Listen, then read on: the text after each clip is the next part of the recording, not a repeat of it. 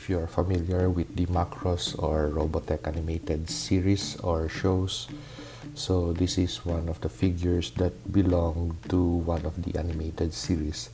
So this is the Green Alpha Fighter from the Genesis Climber Mospeada, which aired in 1984. I bought this figure from Dallas Vintage Toys. Actually, it is the collection of one of the owners of the store. So he made me promise to really take good care of his toy before he parted with it. So finally, after several years of really wanting to have one, I finally own this piece from the animated series that I really watched when I was a kid. So yes, aside from Transformers, I also watched Macross or Robotech. So actually, I'm a fan of the Do You Remember Love or the Macross Interdimensional Space Fortress animated series. Also of the Genesis Climber Mospeada animated series. If you are searching for data with regards to this figure, search for Gakken Legioss, because that is the company that produced this figure. So just look at the title of this video for the correct spelling, because I also had hard time looking for data regarding this figure. So something that came from 1984. So it was really quite a search. So this is the Gakken Legioss Green Alpha Fighter. So this is one of the three variants, just the color actually. So we have the red, the blue, and the green. So what we have right now is the green variant. So this is not a small figure. As you could see, it occupies the whole space of this wood turntable. For length alone, for us to appreciate how big this figure is, from the thrusters to the tip of the cone, this is a 12-inch figure. 12 inches. So from wingtip to wingtip, I measured it. That's about 10 inches. So yeah, if you're going to display this in fighter mode, it's going to take a lot of space, but a space that is worth reserving for this beautiful figure. For something that was made in the 1980s, it isn't a slouch with regards to the amount of detail that you were going to really experience with this figure. So just like the modern ones, there's really so much detail placed in it. So yeah, a really awesome figure.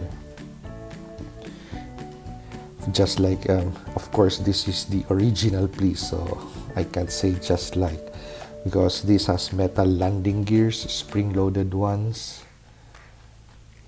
and in fighter mode, this is what I really like. We have an opening cockpit, and we have a pilot.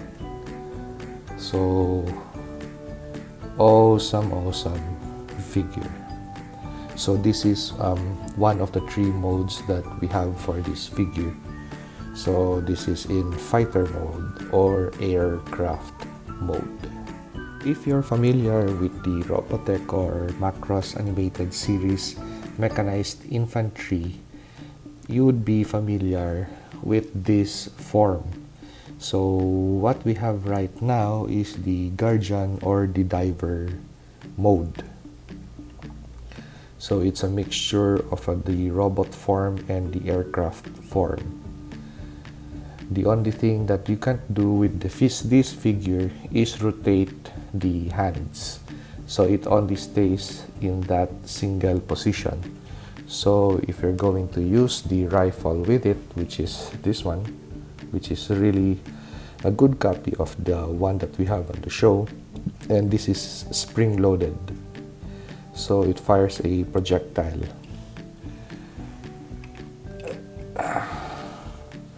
So if you are going to have this mech hold its gun, it's going to be at this angle, and it's going to be more pronounced if you're going to let the figure hold the weapon this way, because it's always going to be sideways.